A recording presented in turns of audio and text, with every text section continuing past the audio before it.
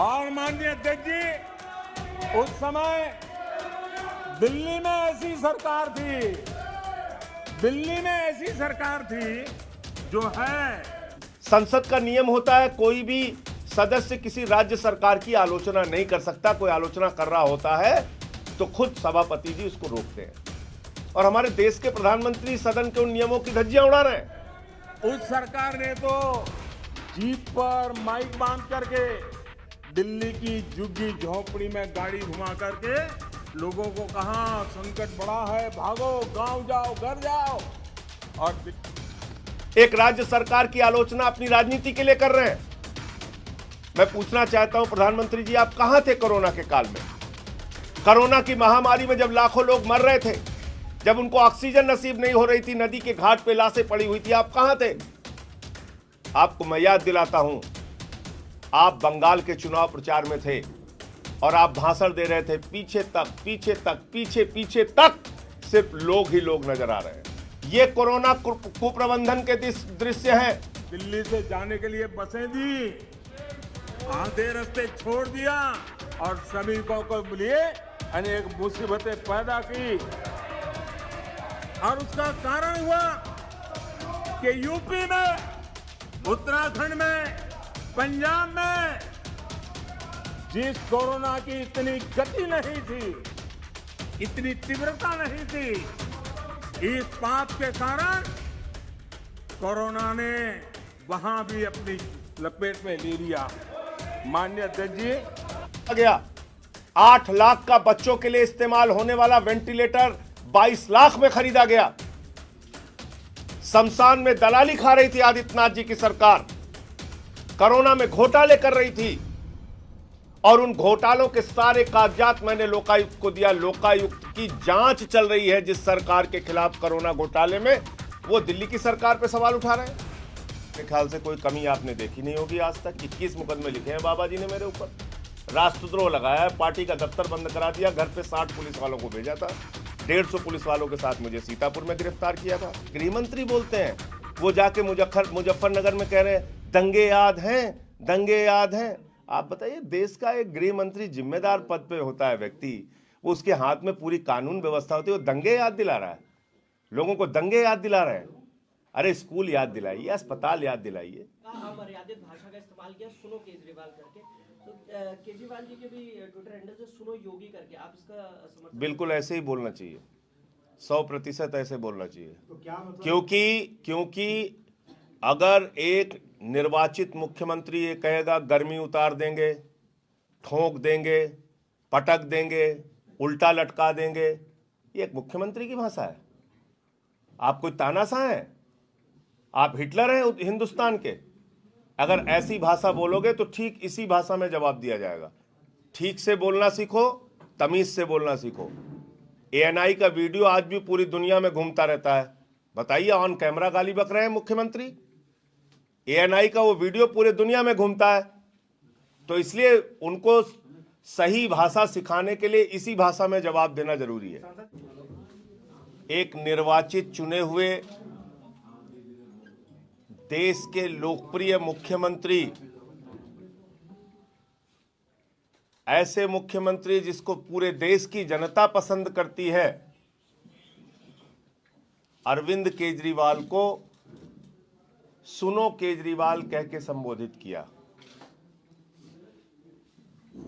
इस प्रकार की अमर्यादित भाषा का इस्तेमाल एक चुने हुए मुख्यमंत्री के लिए करना इस बात को दर्शाता है कि आदित्यनाथ जी भले ही दुर्भाग्य से उत्तर प्रदेश के मुख्यमंत्री बन गए हों, लेकिन उनकी भाषा चौराहे छाप नेता की है। वो एक चौराहे छाप नेता की भाषा बोल रहे हैं। एक चुने हुए मुख्यमंत्री के लिए ऐसे शब्दों का इस्तेमाल कर रहे हैं। और जिस कोरोना प्रबंधन की वो बात कर रहे हैं, मैं ये कहना चाहता हूं कि कोरोना के कुप्रबंधन की एकमात्र जीवित स्मारक अगर कोई हिंदुस्तान में है तो उसका नाम है आदित्यनाथ। और ये मैं क्यों कह रहा हूं, एक एक करके बताता हूं आपको। उत्तर प्रदेश में हमने देखा नदी के घाट पर, प्रयागराज हो, गाजीपुर हो, कानपुर हो, बलिया हो, लाशें सड़ी हुई मिली, चील कौवे कुत्ते नोच रहे थे। ये उसके दृश्य हैं, लोग भूले नहीं हैं। ये उसके दृश्य हैं।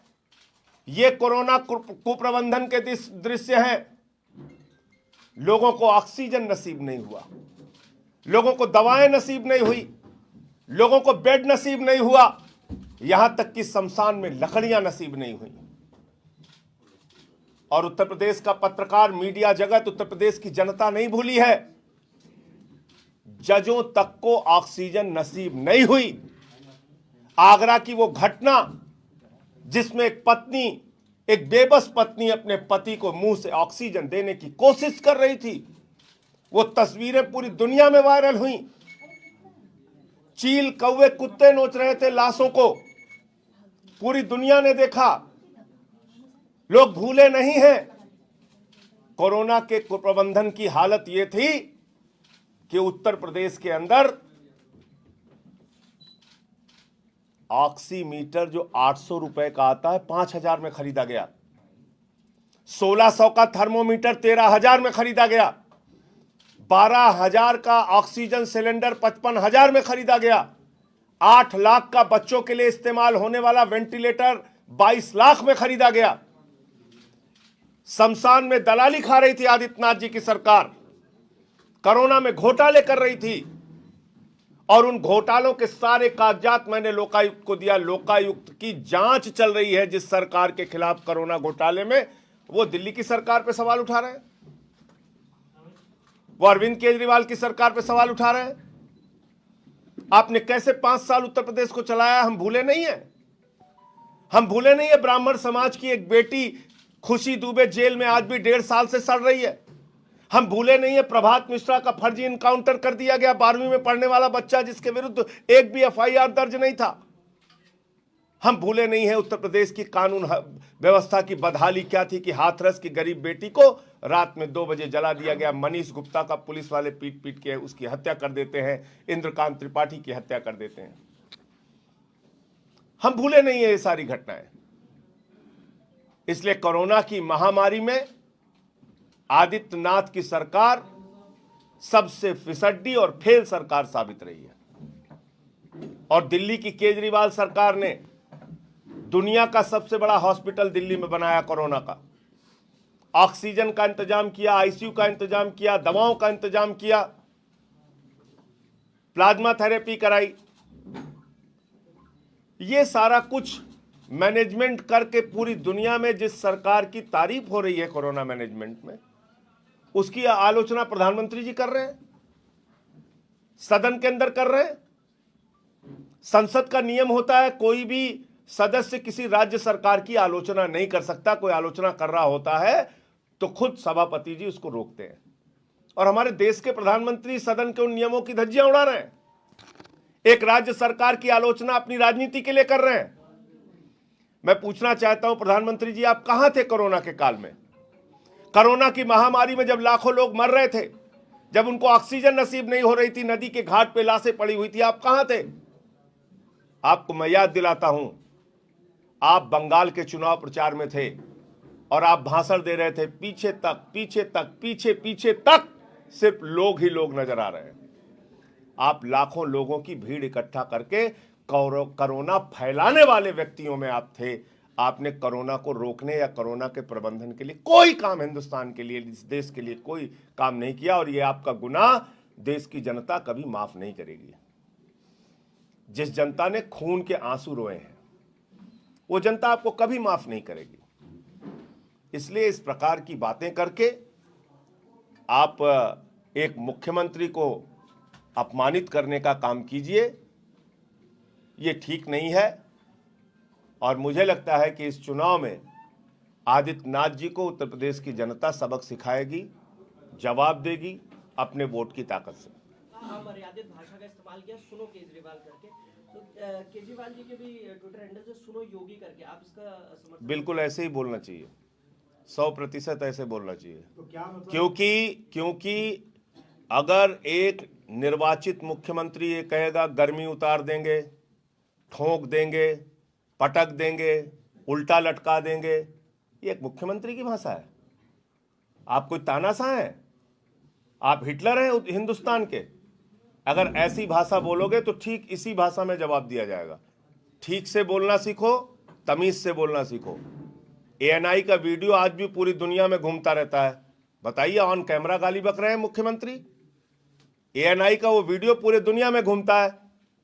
तो इसलिए उनको सही भाषा सिखाने के लिए इसी भाषा में जवाब देना जरूरी है। ख्याल से कोई कमी आपने देखी नहीं होगी आज तक। 21 मुकदमे लिखे हैं बाबा जी ने मेरे ऊपर, राष्ट्रद्रोह लगाया है, पार्टी का दफ्तर बंद करा दिया, घर पे 60 पुलिस वालों को भेजा था, 150 पुलिस वालों के साथ मुझे सीतापुर में गिरफ्तार किया था। तो मैं दिन रात पार्टी के लिए काम कर रहा हूं। बीच बीच में जब भी मौका लगता है, केजरीवाल जी अयोध्या भी आए, मेरठ भी आए, अभी लखनऊ में उन्होंने एक बड़ी रैली की।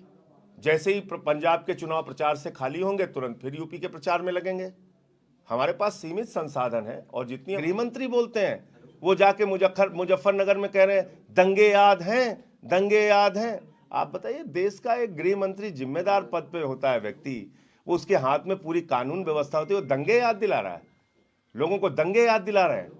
अरे स्कूल याद दिलाइए, अस्पताल याद दिलाइए। हमारे बच्चों को जूता नहीं मिलता है, स्वेटर नहीं मिलता, बैग नहीं मिलता, नमक रोटी खाने के लिए मिलती है मिड डे मील में, इसको याद दिलाइए ना, हिम्मत है तो। संजय जी, गन्ना खेतों में जला दिया लोगों ने, उनको गन्ने का दाम नहीं मिला, आप जिन्ना जिन्ना कर रहे हैं। तो मुझे लगता है कि नकली मुद्दों पे कब तक हिंदुस्तान का चुनाव होगा? ये तो ऐसे चुनाव हो गया है, मुझे तो दुख होता है कि भाई तुमको मैं महंगाई से मारता रहूंगा, चिंता मत करना, मुसलमानों को ठीक कर रहा हूं। तुम बेरोजगार रहो, तुम्हें लाठियों से पिटवाऊंगा, बिल्कुल परेशान मत होना, हम मुसलमानों को ठीक कर रहे हैं। कोरोना से मरते रहो, लाशें सड़ती रहेंगी, सिसकना मत, रोना मत, हम मुसलमानों को ठीक। ऐसे चुनाव होगा? ऐसे कब तक चुनाव होगा? और कब तक हम इनके नकली बातों में फंस के उत्तर प्रदेश को बर्बाद होते देखते रहेंगे? संजय जी, जो देश के अंदर राजनीतिक अपराधीकरण हुआ है, तो क्या आपको लगता है कि अपराधीकरण के कारण इस तरह की बातें देश के अंदर आ रही है?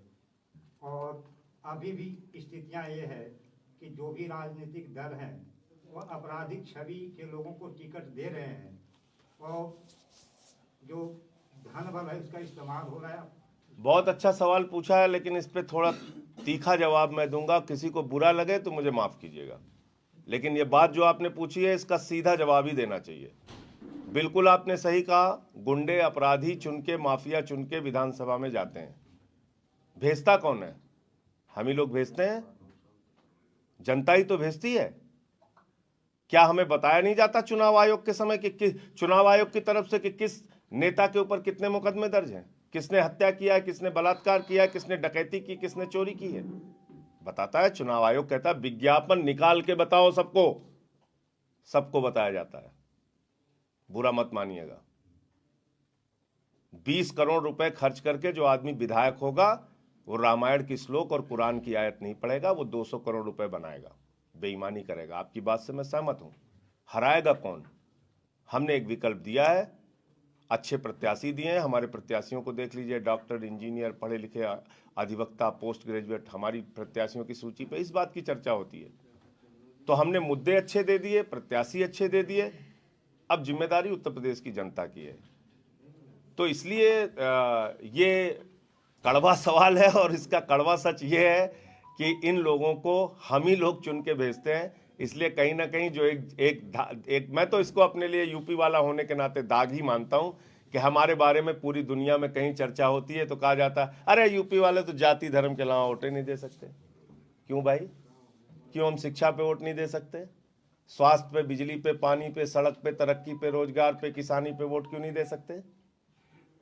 तो ये जो हमारी आलोचना है इसको मिटाने के लिए सबको सामूहिक पहल करनी पड़ेगी। धन्यवाद। खबरों में बने रहने के लिए फोरम 4 को सब्सक्राइब करें और नोटिफिकेशन पाने के लिए बेल आइकन दबाएं।